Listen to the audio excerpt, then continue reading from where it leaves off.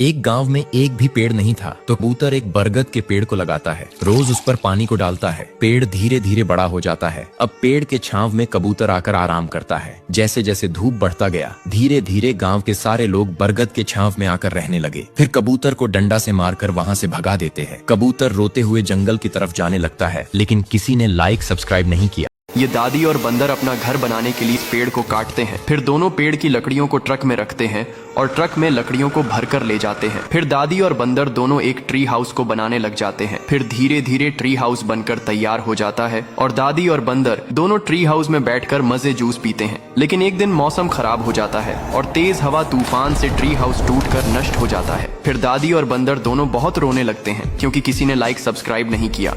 ये दादी और बंदर दोनों मिलकर इस पेड़ से लकड़ियों को काटते हैं। फिर उसी पेड़ की लकड़ियों से एक प्यारी सी नाव को बनाते हैं। अब नाव बन जाती है और दादी और बंदर दोनों नाव से मछलियों को पकड़ने जाते हैं। फिर दादी और बंदर दोनों नदी से मछलियों को पकड़ते हैं और मजे से खाते हैं। फिर दादी और बंदर नाव से घर लौट रहे होते हैं। तभी दादी की नाव नदी में पटल जाती है और दादी नदी में बह जाती है। लेकिन बंदर बच जाता है और बहुत रोने लगता है क्योंकि किसी ने लाइक सब्सक्राइब नहीं किया।